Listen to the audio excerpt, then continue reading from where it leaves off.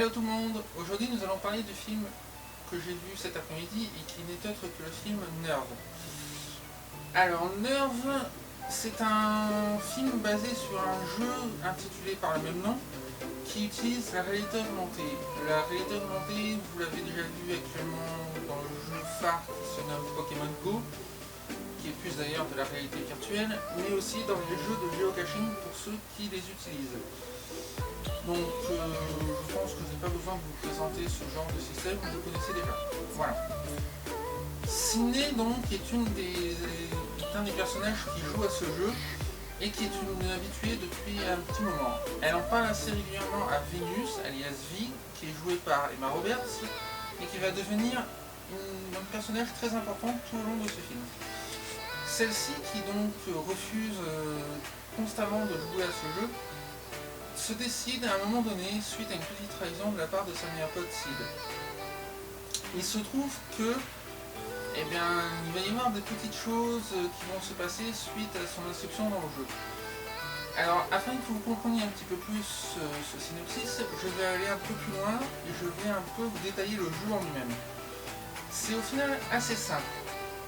Il y a deux camps. Les joueurs d'un côté et les voyeurs. Les voyeurs sont ceux qui, au final, distribuent les défis, et les joueurs sont ceux qui doivent les réaliser en se filmant. Sauf que il faut qu'il y ait de plus en plus de vues sur un joueur, de voyeurs donc en fait, pour que ce joueur se place dans les meilleurs du jeu, afin d'aller en finale. Et quand je disais que vie allait devenir assez importante, vous comprenez maintenant dans quel sens je dis ça. Enfin, vous comprendrez un petit peu plus tard avec ma description du film. Vi, alias Emma Roberts, est une débutante complète au jeu. Elle s'inscrit suite à toutes les vues qu'elle a pu voir sur la vidéo de ses potes et tout ça, et surtout de sa meilleure amie Sydney, on va dire, qui la presse. Le problème de ce jeu, c'est justement ça. Ça montre à quel point les joueurs, quand ils commencent à se lancer dans un jeu comme celui-ci, sont vite omnubilés par ce jeu et ne pensent plus qu'à ça. Et tout le film ne montre que cet aspect-là des jeux, tout cet aspect négatif, tout ce qui est repoussant dans les jeux type MMORPG et compagnie. Compagnie de Porg, n'est-ce pas? Salut France 2 d'ailleurs. Souvent des jeunes qui passent leur journée derrière un écran à se goinfrer des meuporgs, explique le journal. Les meuporgs étant le nom barbare qui désigne les jeux de rôle en ligne auxquels on prend part avec d'autres compagnons virtuels. Non. Ça s'appelle comme ça, je suis désolé. Mais ça s'écrit comment? Ça s'écrit MMMPORPG. Ah oui. Voilà. Bon, bah, il vaut mieux le voir écrit. Hein, exactement. que de le prononcer. C'est difficile à dire. Nous allons aussi parler d'un deuxième acteur qui lui est donc l'acteur principal qui va jouer la plupart du temps et même tout le temps avec Vi, qui est autre que Dave Franco. Alors Dave Franco, vous l'avez peut-être vu dans le film Insaisissable 2, ici pour la critique qu'on a déjà fait là-dessus, et qui n'est autre qu'un des 4 cavaliers de ce film.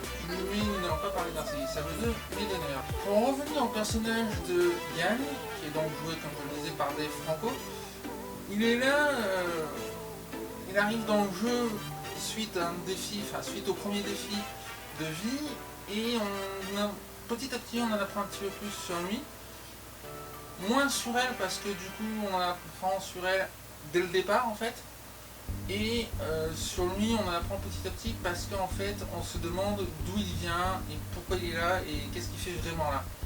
Qu'est-ce qu'il fait vraiment là? C'est la partie essentielle du scénario parce qu'il s'avère qu'en fait ce n'est pas un personnage si anodin que ça. Il s'avère qu'il y a plein de petites choses par rapport à ce jeu qui sont indirectement liées à lui et on va aller un peu plus loin, mais ce sera dans la suite de cette vidéo. En faisant mes recherches sur ce petit film, je dis petit parce que très honnêtement, pour ma part, ça ne sera jamais au niveau des blockbusters d'Hollywood. Je me suis rendu compte qu'il y avait un chiffre assez faramineux qui a été donné au niveau du budget et honnêtement il n'a été mis que dans le montage. Vous voulez les chiffres? 20 millions de dollars pour ça. Sérieusement, 20 millions. Allez vérifier sur internet, check Google. Et je pense que très honnêtement, avec 20 millions de dollars, on peut faire beaucoup mieux. Surtout quand on sait que les deux gars qui ont fait ce film ont fait quand même Paranormal Activity 4. Est-ce qu'ils ont mis tout leur jeu dans Paranormal Activity 4 ou est-ce qu'ils se reposaient un petit peu pour le suivant? Je ne sais pas, mais honnêtement, là pour le coup, ils se sont complètement laissés aller les mecs. Mais vraiment complètement. Quand je dis qu'ils se sont complètement laissés aller, c'est vrai sans l'être complètement. Ce film, avant de mettre en place tout le système de réalité augmentée et tout ça, met aussi en place un certain message qu'ils font passer aux jeunes, et aux plus jeunes notamment, envers l'utilisation des portables et des smartphones à longueur de temps.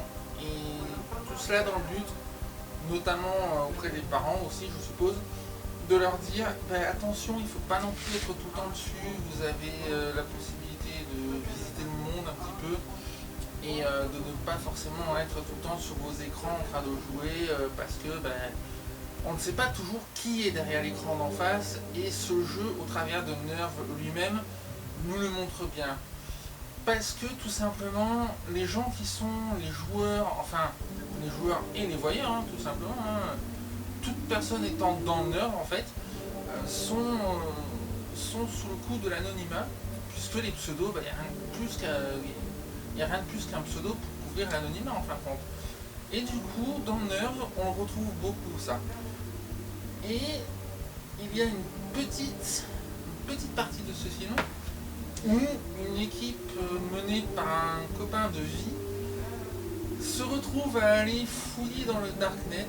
Alors le Darknet, pour ceux qui ne le savent pas, c'est le web qui n'est pas très... Enfin, c'est pas le meilleur du web en fait, hein. C'est là où on peut acheter de drogue.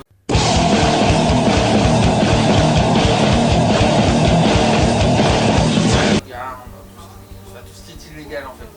Donc il va fouiller là-dedans pour essayer de comprendre, pour essayer de savoir qui est Yann et pour essayer de ressortir un petit peu son historique et pour connaître le personnage en fait.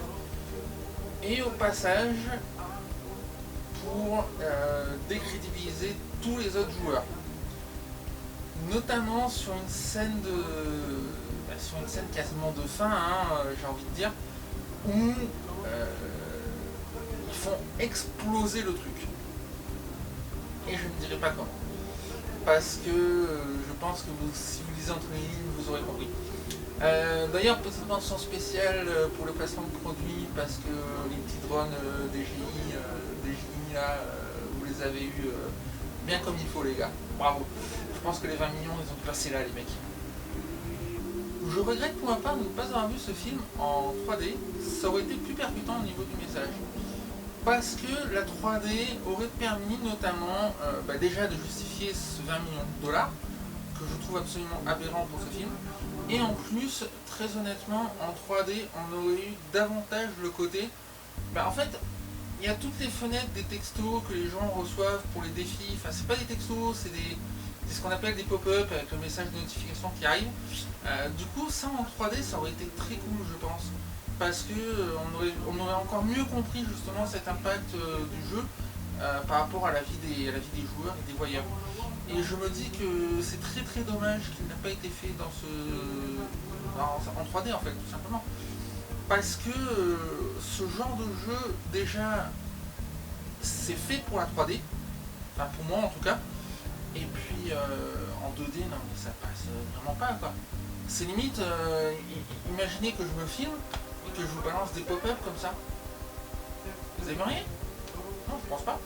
Donc voilà, en gros ça fait partie des trucs que j'ai pas aimé dans ce film. C'est pour ça que j'ai pas aimé le film en gros la plupart du temps. Parce qu'on ne voyait au final que ça gâchait la lecture du truc et tout. Donc en 3D ça aurait été carrément mieux en fait. Voilà, donc j'espère que cette nouvelle vidéo vous plaira, j'espère que vous continuerez à nous suivre pour les suivantes, qui devraient arriver incessamment sous peu. Il y a 2-3 vidéos qui vont être prêtes là, dans pas très longtemps. Et moi je vous donne rendez-vous pour la prochaine. En attendant, bon film à tous, et n'oubliez pas de continuer de vous abonner et de suivre notre chaîne et nos comptes Facebook, Twitter et YouTube. Allez, ciao ciao les amis, à bientôt.